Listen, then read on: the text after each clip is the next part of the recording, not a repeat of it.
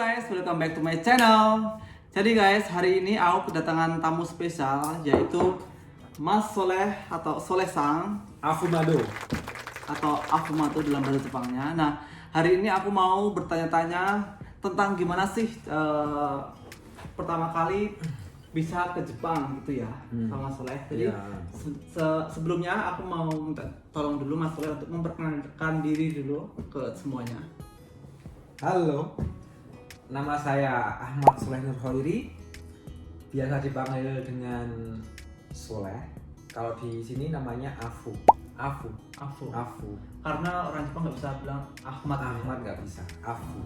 Terus aslinya dari Indonesia tuh di mana? Saya asli dari Jawa Timur, arek Blitar, Blitaran, arek Blitaran. Kalau Blitar itu bukan area tapi bocah. Oh, bocah Blitar.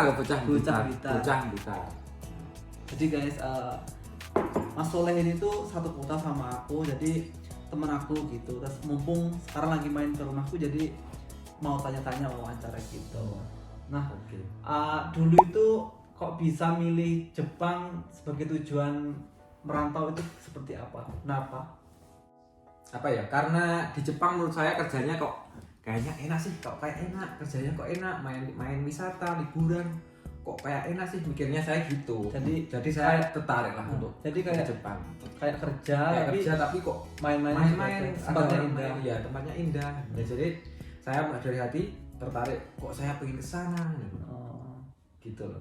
Nggak tertarik sama Korea atau gimana? Nggak tertarik, soalnya apa ya?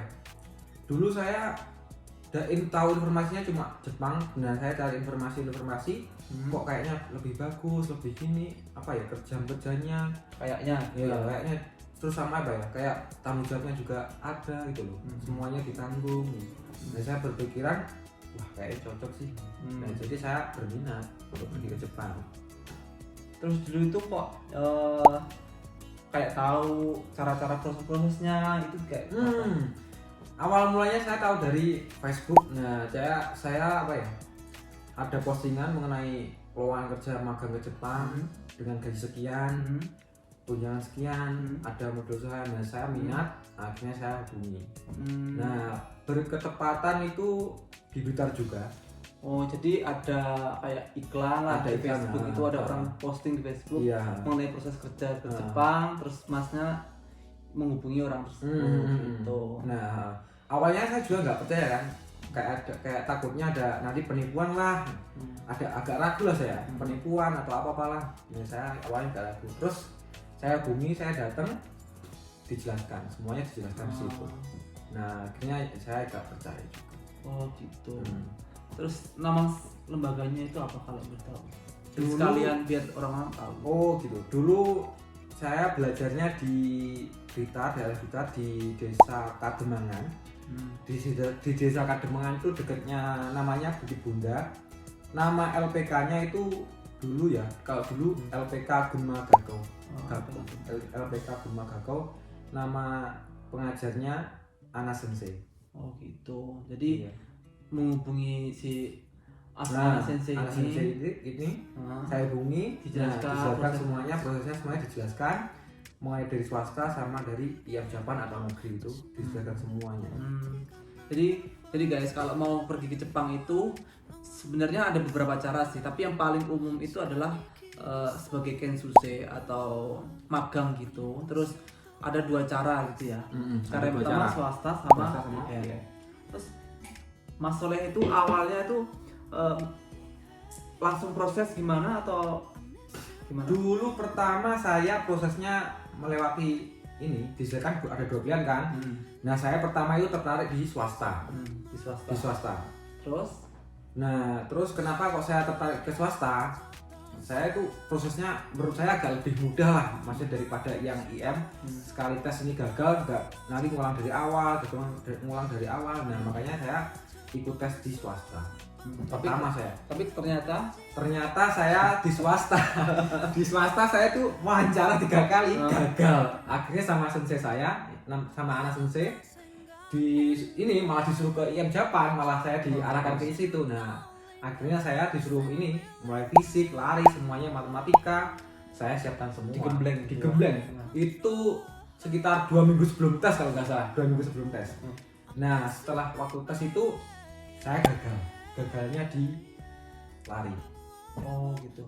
Jadi pertama ikut jalur swasta gagal, 3 kali tes wawancara gagal terus. Terus akhirnya menyerah lah. ya bukannya apa ya, untuk jangan ikut lagi swasta gitu. Sama ini ya soalnya nanti kalau udah kamu gagal swasta 3 kali, wawancara 3 kali, mungkin udah ini nggak percaya lagi lah mungkin ya. Berarti mending pindah jalur ke IM Jepang. gitu. Terus sebenarnya IM Jepang itu seperti apa sih? IM Jepang itu seperti apa ya? Singkatannya apa sih IM Jepang? IM Jepang itu International Manpower Development of Japan. Oh, baru tahu saya. Itu apa ya? Ya seluruh lah, IM Jepang kan meliputi banyak negara kan, dari Vietnam, Thailand, Indonesia, pokoknya banyak lah, Bangladesh, mana, pokoknya banyak lah itu. IM Jepang itu meliputi itu semua, apa ya, kayak Kensuke, semacam perusahaan yang menangani kayak gitu. Terus yang kerja. kalau masalah biaya IM sama swasta itu gimana? Kalau biaya IM itu apa ya, kita cuma bayar apa ya, kita perlukan. Maksudnya Perbedaannya kalau swasta ibarat kita berangkat ke sini kan biaya sendiri. Kalau IM kan tidak ada biaya. Terus jadi lebih murah ya? lebih murah yang Jepang. Menurut saya lebih murah yang Jepang. Dan apa ya, lebih kayak terjamin loh, apa ya, maksudnya kayak apa ya, kita kayak terurus lah, Semua terorganisir ya. Semua terurus dengan baik. Karena IM Jepang itu kan udah dari dulu ya, Iya. udah dari 1000. zaman dahulu. Oh iya, udah zaman dari dahulu 1900 berapa gitu. Dari zaman pokoknya Pokoknya zaman zaman dahulu lah. Udah gitu. lama banget pokoknya. Terus proses seleksinya IM Jepang itu seperti apa? Seleksinya IM Jepang itu ada 4 tahapan. Pertama tes matematika, kedua tes semaptaan. Tes semaptaan itu tes tubuh semua dicek. Ada tes fisik lah. tes, bukan tes fisik, kondisi fisik. ya kondisi, ada tato apa tidak, tindih apa tidak, gigi berlubang apa tidak, cedera, semuanya dicek. Patah tulang, nah patah tulang juga dicek. Terus ke berarti kalau yang gigi berlubang otomatis sudah nggak bisa.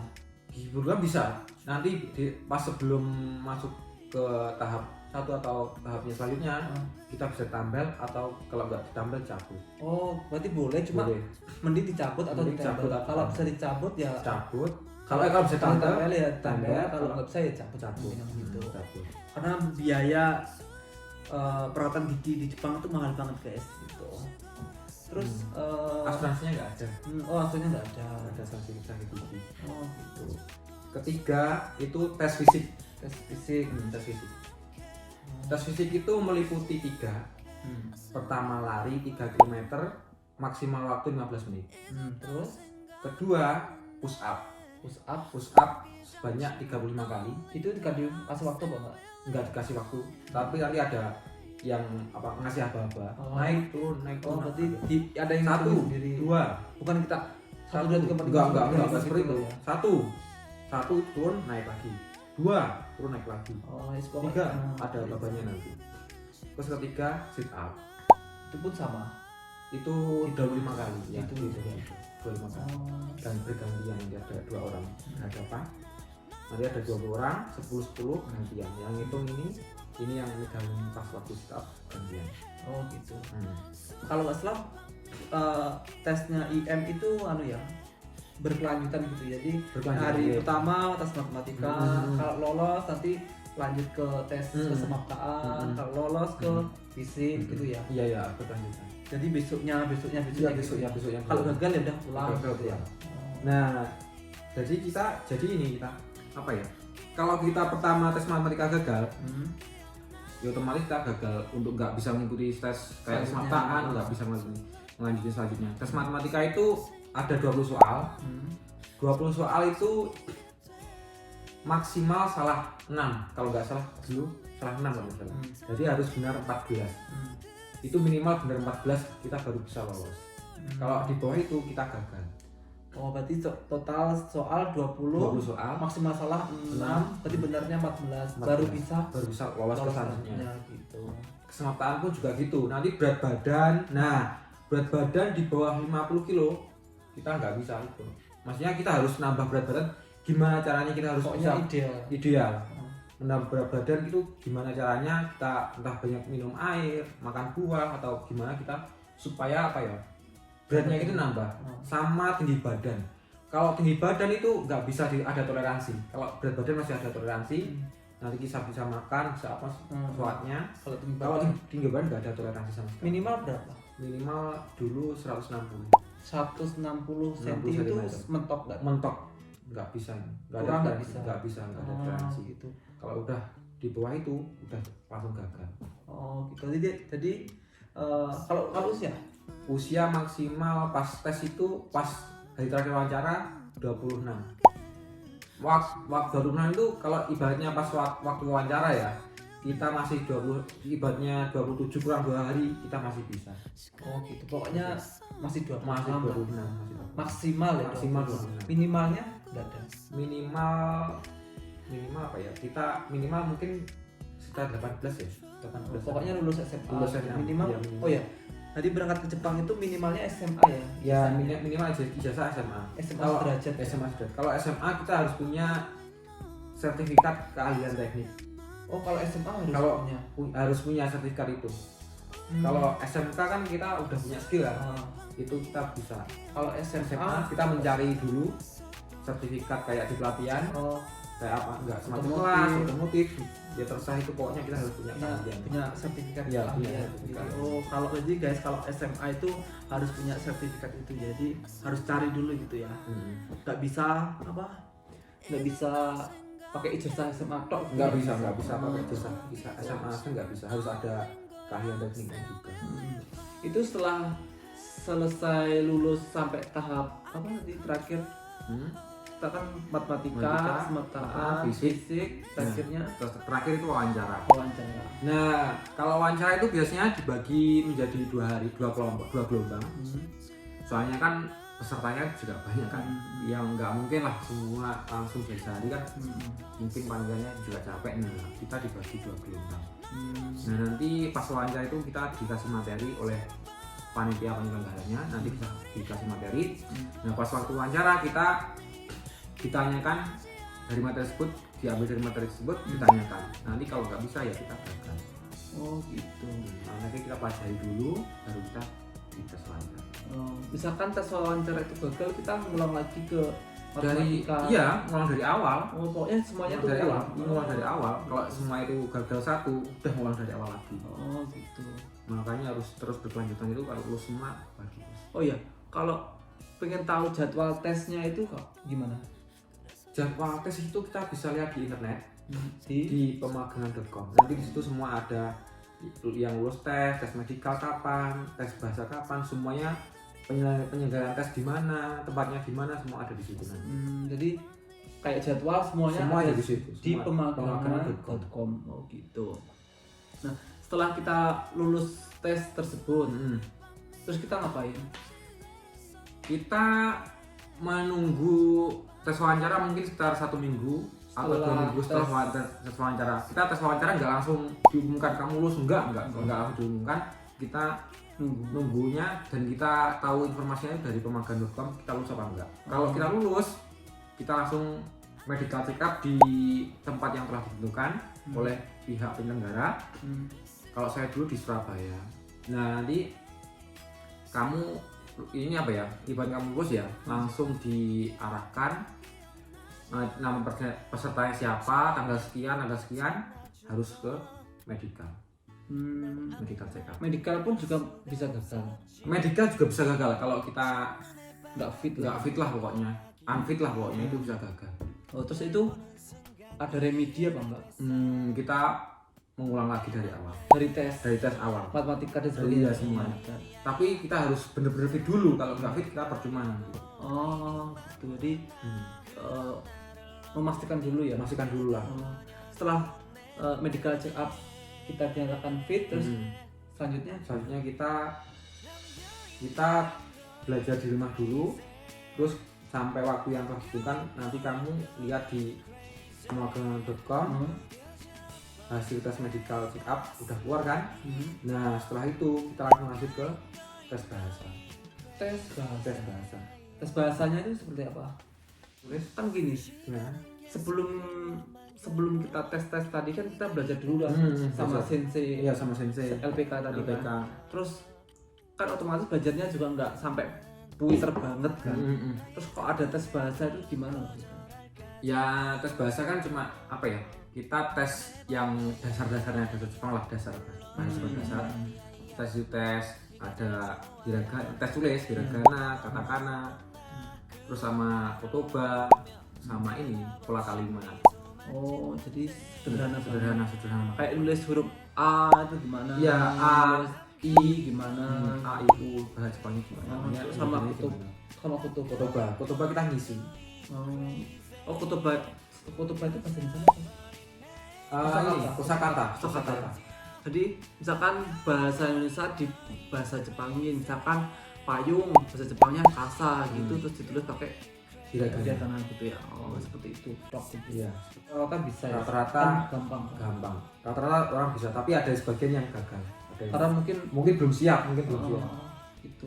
Terus kalau nggak salah IM itu bisa apa ya, kayak sendiri gitu ya, mandiri bisa kok. Kita cuma belajar bahasa Jepang terus kita belajar sendiri, nggak salah LPK bisa. Oh jadi kalau kita ibaratnya udah punya basicnya bahasa Jepang guys, jadi lebih baik mandiri aja. Mungkin dulu pernah belajar atau gimana, itu kita sendiri nggak apa-apa, jadi nggak perlu lewat LPK nggak apa-apa, jadi kita daftar sendiri, kita lihat jadwal sendiri, semuanya pokoknya serba sendiri, yang namanya mandiri ya, jadi sendiri itu otomatis biayanya juga jauh lebih murah karena kita kan sendiri gitu. Tapi ya kita harus persiapannya harus benar-benar gitu ya. Iya, benar-benar matang. Kalau lihat LPK kan semuanya kan udah diurusin sama LPK gitu. Terus kalau tes bahasa Jepang itu kalau kita gagal, kita langsung diumumkan. Kamu nilainya sekian, nilainya sekian, nanti diumumkan kan. Nah, yang gagal itu besoknya ngulang lagi, tes lagi. Ada remedi kalau tes bahasa ya. Itu berapa kali? Selama 2 kali. Kalau selama itu 2 kali, terus kalau yang kedua kali itu gagal, nanti ada tes lagi yang terakhir di Seves. Di Seves itu di sana, di Bekasi sana. Tesnya di sana. Oh, jadi ada remedinya juga. Ada remedi selama 3 kali. Kalau tes bahasa dinyatakan lolos, terus selanjutnya kita pelatihan tahap 1. Itu pelatihannya kayak apa sih? Pelatihannya ya biasa, pelatihannya kita selama 2 bulan di tempat yang telah ditentukan. Itu selama pelatihan itu kita kemudian terus masalah bahasa Jepang, masalah kebudayaan, fisik, semuanya jadi satu pokoknya. Kayak apa ya? Asrama mirip militer. Ya kurang lebih kayak militer, cuma kita yang paling banyak mungkin di pikiran lah. Kalau militer mungkin paling ya di kayak fisik kan. Ya kita fisik tapi mungkin kebanyakan di pikiran kita. Soalnya banyak yang minta. Soalnya banyak kerjaan PR, ini fisik, tidur kurang, semuanya pokoknya. Terus nggak boleh bawa HP ya? Nggak boleh bawa. Pegang HP cuma hari Sabtu dan Minggu. Berarti pas hari libur. Setelah hari itu disita. Iya, HP-nya dikumpulkan di Kasan-Sensei, laporan. Nanti kita pas ngambil lagi laporan lagi pas hari libur. Tapi pasti dapat HP. Pasti dapat HP. Sabtu Minggu dapat HP. Oh, gitu. Terus pelatihannya itu selama berapa bulan? Selama 20 bulan. 2 bulan. Selama 2 bulan. Selama 2 bulan. Selama 2 bulan. Selama 2 bulan. 2 bulan enggak 2 bulan. Selama 2 bulan. Kurang lebih 2 bulan. Gitu. 2 bulan 10 hari. 2 bulan 10 hari iya. 2 bulan 10 hari. Selama 2 bulan itu materi yang diajarkan itu sampai tahap apa? Materi yang diajarkan itu IM kan ada bukunya sendiri. Itu sampai 25 bab. Nah, nanti mungkin jadi N5 lah, N5. Jadi pelajarannya itu N5. Jadi guys, bahasa Jepang itu kan ada level-levelnya kan, ada level N yang paling gampang, yang paling pokoknya yang paling rendah lah. itu adalah N5. N5 itu yang paling rendah, N4, N3, N2, N1. Kalau N1 tuh udah kayak bahasa Jepangnya orang Jepang asli gitu. Jadi ngomongnya cepet terus bahasanya tuh susah gitu. Susah. Orang Jepang nggak bisa kok. Banyak orang Jepang pun kalau N1 tuh apa ya, nggak tahu kadang-kadang gitu. Karena susah bahasanya yang diajarkan itu. Tapi kalau yang diteskan itu cuma sampai N5. N5. Nah, di pelatihan selama 2 bulan itu ada tiga kali evaluasi. Evaluasi pertama kalau kita gagal, ya kita ngulang dari pelatihan pertama, dari tes bahasa lagi. Kalaupun kita tes evaluasi ke-1 lolos, terus kita evaluasi kedua gagal, kita sama juga. Turun angkatan, kita tes bareng sama angkatan yang berikutnya lagi. Gitu. Nah, terus waktu menjelang evaluasi 3, nanti biasanya ada perusahaan-perusahaan yang datang, kita wawancara. Nah, nanti yang milih perusahaan. Nanti kamu milih. Jadi itu perusahaan Jepang, orang Jepang. Orang Jepang datang, lihat terus milih orangnya. diwawancara, nanti dipilih siapa. Gitu. Banyak kok yang datang nanti. Terus setelah itu tes evaluasi 3 kan. Evaluasi 3 itu kebanyakan lolos. Soalnya apa ya? Mungkin semua udah bisa. Jadi kebanyakan lolos. Terus tesnya mungkin nggak terlalu Enggak terlalu susah. Yang terakhir ini nggak terlalu susahnya apa? Pilihan ganda. Kalau dulu aku pas gagal pelatihan pertama itu masih masih isian. Jadi isian gitu. Gagal. Sekarang pilihan ganda agak lebih mudah lah. Jadi waktu pelatihan tahap pertama itu perusahaan Jepang datang ke asrama, bukan asrama, tempat pelatihan. Pokoknya tempat itulah. Itu nyari calon-calon yang mau yang direkrut itu ya. Terus misalkan nggak dapat job, misalkan kan banyak, tapi kok nggak dipilih gitu gimana nanti? Nanti secara otomatis kita langsung dikasihkan kayak apa ya, kertas kontrak kita. Nah, nanti di situ ada kerjaan kita apa, di bidang apa. Nanti terus itu udah tertulis gajinya berapa, potongannya berapa. Nanti situ semua sudah tertulis. Kita secara otomatis udah dibelikan dari pusat sana. Berarti kalau nggak ada perusahaan yang milih kita yang dipilihkan sendiri sama pihaknya IM-nya gitu. Tapi semua bakal dapat kok. Kalaupun kita nggak dapat ya, tapi tetap dapat kok. Mungkin ya kalau pas satu angkatan masih belum dapat, kita turun angkatan ke selanjutnya, nanti ada job lagi. Tapi semua bakal dapat kalau. Gitu. Terus setelah kita dapat tanda kontrak ya. Setelah itu kita nunggu pulang. Kita setelah selesai semua pelatihan tahap 1 selesai, kita pulang belajar mandiri di rumah. Kita dikasih PR sama sensei.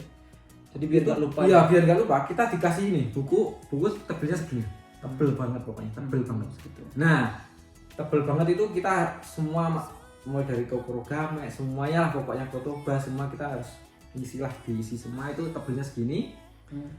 Hiragana, katakana, pokoknya semua ada di situ. Itu selama 1 bulan kita kumpulkan. Ada nanti bulan pertama segini, nanti selanjutnya bulan kedua segini. Nanti ada PR-nya ada. Nanti pas bulan pertama udah selesai kita mengumpulkan di tempat latihan kita dulu. Nah, nanti sama sensei disuruh kita cek, jangan sampai ada yang kosong. Kalau kita kosong kita kena penalti. Tadi tujuannya biar kalau misalkan kita di rumah biar tetap belajar. Ya. Kalau 2 bulan di rumah kalau nggak belajar sama sekali kan lupa gitu yang diajarkan gitu. Nah, setelah 2 bulan di rumah selesai, selanjutnya kita ngapain? Kita langsung memasuki pelatihan tahap kedua. Berarti pelatihan tahap kedua masuk kedua. Itu yang semua yang dari Indonesia jadikan satu. Mulai dari Jawa Timur, Jawa Barat, Jawa Tengah, Sumatera, semua jadi satu situ. Berarti yang tahap pertama tadi itu daerah ya? Daerah. Setelah tahap 2 itu semua yang angkatan itu dikumpulkan di situ. Semua dikumpulkan di situ. Jadi beberapa ratus orang semua di situ. Dari Sabang sampai Merauke. Dari Sabang sampai Merauke kumpulnya di Jawa Barat sama di Lembang, Bandung. Itu selama 2 bulan juga sama. Di sana tesnya lebih parah pokoknya. yang paling itu mengenai PR. Pokoknya PR itu parah pokoknya, nggak bisa tidur pokoknya. Tadi selama 2 bulan ya tekanan mental lagi. Tekanan mental lah pokoknya, karena tekanan mental lah. Untuk mandi pun juga susah. Oh gitu. Mandi susah mandi sana. Jadi mau ke Jepang itu nggak segampang orang-orang itu guys ya. Iya, perjuangannya pokoknya perjuangan lah. Ya pokoknya ya hampir semua kayak TKW, TKI dimanapun cuma juga butuh perjuangan. Cuma kalau Jepang mungkin sedikit apa ya? Mainstream, ekstrim lah pokoknya. Gitu pokoknya. Tesnya juga lumayan berat. Ini nggak syukur cuma bayar tok. Tapi kita ya ada tes. Jadi bisa gagal gitu. Terus setelah 2 bulan ya pelatihan tahap kedua itu. Iya 2 bulan. 2 bulan masih ada materi-materi lagi. Selama 2 bulan itu, ya materinya masih ada mengenai cokai, kaiwa, semua ada. Cokai itu ini ya. Listening, pendengaran. Kalau kaiwa gitu kita tanya jawab, ngobrol gitu guys. Dengan bahasa Jepang. Setelah pelatihan kedua selama 2 bulan, setelah itu berangkat. Setelah itu kita tes, ya tes terakhir, pokoknya ada tesnya lagi lah pokoknya. Oh masih ada tes lagi? Tes lagi ya, di sana ada tes lagi kok. Ya, tapi itu udah nggak mempengaruhi apa? Enggak Cuma mempengaruhi harga diri. Mau ngaruh harga diri lah. Iyalah, kita gengsi lah. Nilai paling jelek lah kan kayak ini. Masih apa ya? Jadi titenan lah. Iya. Oke sih nilainya paling elek dewi biyen. Paling gitu semua itu. Kan ya izin. Jadi selesai habis itu berangkat. Berangkat sebelum berangkat itu kita persiapannya macam-macam lah. Kita seminggu atau beberapa hari sebelumnya kita cek suhu badan. Semua ini pokoknya kesemaptaan semua, ada panu apa enggak, semua dicek. Kita telanjang bulat pokoknya. Biar telanjang bulat dicek sama sendiri, dicek semua. Telanjang bulat dicek ada panu atau ada apa. Kalau ada panu ya kita bisa nggak lolos juga, nggak berangkat. Tapi ya makanya kita obatin. Kalau ada kita obatin. Jadi ya merawat diri sendiri. Iya, gigi juga ada berlubang enggak, nanti sebelum berangkat tuh pokoknya pengecekannya yang lebih ketat lah. Benar-benar dipastikan lah. Waktu sampai di Jepang nggak ada masalah lagi gitu ya. Jadi pokoknya semua dicek semua lah, mulai badan ada panu kuku apa pokoknya ini dicek semua. Sama suhu badan sebelum berangkat dites. Kalau suhu badannya apa ya? Tinggi, pokoknya tinggi. Nanti ya ini kita agak ini ada masalah juga. Nah kita harus benar-benar jaga kesehatan. Pokoknya di selama pelatihan kita harus jaga kesehatan. Biar cepat puas, fit gimana. Kita harus jaga. Sampai berangkat ke Jepang itu total biaya yang dikeluarkan itu berapa?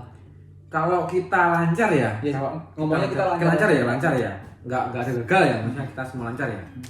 Mungkin kurang lebih ya sekitar 25 jutaan. 25 juta udah bisa. Tapi itu nggak langsung del semua. Enggak langsung. Bertahap gitu ya. Itu udah jajan semua udah. Mau jadi kalau kita nggak ya kurang lebih ya 20 sampai 25 juta berarti itu. Jajan, beli buku, ini itulah pokoknya. Ya persiapan mau pergi ke Jepang kan otomatis kalau waktu musim dingin otomatis kita persiapan baju dingin gitu ya. Iya. Kalau yang itu apa ya? Peraturannya itu lebih apa ya? Lebih kibisi lah, lebih keras lah, lebih ketat lah. Pokoknya ini diatur harus pakai ini, pakai itu, pokoknya diatur semua lah. Kita nggak bisa bebas pokoknya. Masa berangkat ya kita bawa ini, bawa itu, pokoknya nggak boleh bawa. Itu kan lah, nggak bawa celana lepis, nggak boleh bawa kaos, nggak boleh bawa apa, nggak boleh pokoknya semua. Jadi nggak boleh bawa kaos, nggak boleh bawa celana lepis, nggak boleh. Jeans nggak boleh. Nggak boleh. Pokoknya harus bawa cuma kemeja sama celana hitam yang boleh itu. Sama celana dalam ada berapa ya? 5 kalau nggak berat setelah itu celana dalam. Maksimal 5 pokoknya biar bawahnya itu cuma itu udah situ kan pokoknya ini masalah keranjang benang pokoknya macam-macam lah ditentukan itu loh. Udah ada listnya udah ada listnya. Jadi lumayan inilah mungkin apa ya mereka itu kayak mau memastikan barang yang dibawa itu cuma yang penting-penting tok gitu. Iya mungkin ya. Iya kita nggak boleh bawa makanan nggak boleh. Padahal kan penting kan sih. Adaptasi kan lumayan susah. Oh gitu guys. Jadi setelah latihan 2 bulan habis itu kita berangkat ya. Itu habis sekitar 20 sampai 25 ya, jutaan seperti itu. Nah jadi sampai akhirnya bisa pergi ke Jepang gitu ya. Nah pastinya selama proses itu terjadi banyak masalah, banyak kendala, banyak keluhan ini itu apa ya, pokoknya banyak lah gitu kan.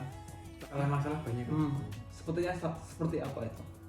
Dari tahap pertama, pokoknya susahnya banyak, butuh perjuangan lah pokoknya. Apa ya?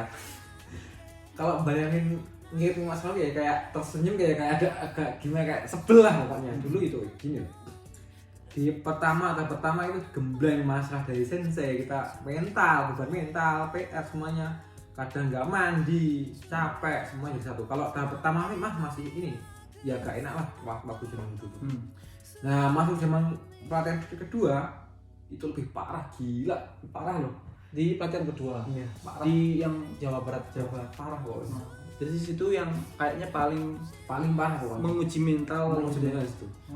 Kalau tahap pertama kan kita keluar dari pelatihan, keluar dari ini apa ya, tempat pelatihan lah. Pas malam kita nongkrong, ngopi itu masih bisa, masih. Kalau kan nggak boleh ngerokok kan kalau ya kita nyuri waktu buat ngerokok bisa.